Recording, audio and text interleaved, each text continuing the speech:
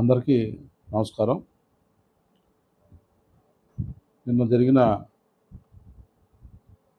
తెలుగు సాహితీ సమాఖ్య తాడేపల్లిగూడెం మీటింగ్లో నన్ను అధ్యక్షులుగా ఏకగ్రీవంగా ఎన్నుకోవడం జరిగింది. ఎంతో ప్రతిష్టాత్మకమైన తెలుగు సాహితీ సమాఖ్య దానికి అధ్యక్షులుగా నన్ను ఎన్నుకున్నందుకు తెలుగు సాహితీ సమాఖ్య సభ్యులందరికీ కూడా నేను హృదయపూర్వకమైన కృతజ్ఞతలు తెలియజేసుకుంటున్నాను. మరి తెలుగు సాహితీ సమాఖ్య 1972లో స్థాపించి స్వర్ణోత్సవాలు జరుపుకున్న సంస్థ ఇది. మరి ఇందులో మన తాడేపల్లి పట్టణానికి చెందిన ఎంతోమంది మహానుభావులు, శామర్తి సుందర కామేశ్వరరావు గారు, సిహెచ్ఎస్ఎన్ మూర్తి గారు, డాక్టర్ ఇంద్రాదేవి గారు, మారేమండ సీతారామయ్య గారు, రసరాజు గారు, సాయిశ్రీ గారు, ఎందరో మహానుభావులు మరి తెలుగు సాహితీ సమాఖ్యకి సేవలు చేశారు.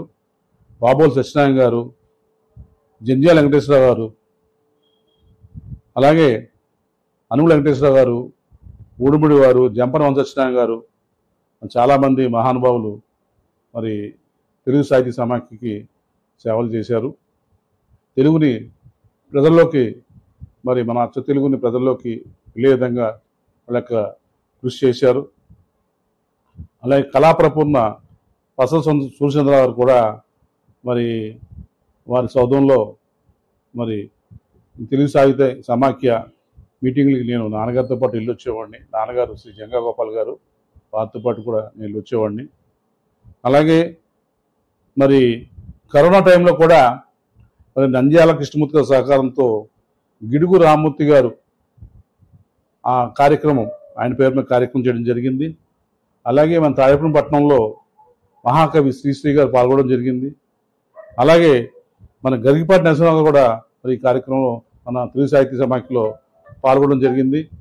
మరి అలాంటి మహత్తరమైన ఎంతో ప్రాముఖ్యమైన తెలుగు సాహితీ సమాఖ్యకు నన్ను అధ్యక్షుడిగా ఎన్నికైనందుకు ఈ తెలుగు సాహితీ సమాఖ్య మరి ఆ పేరును పెంపొందే విధంగా మరి నేను కృషి చేస్తాను.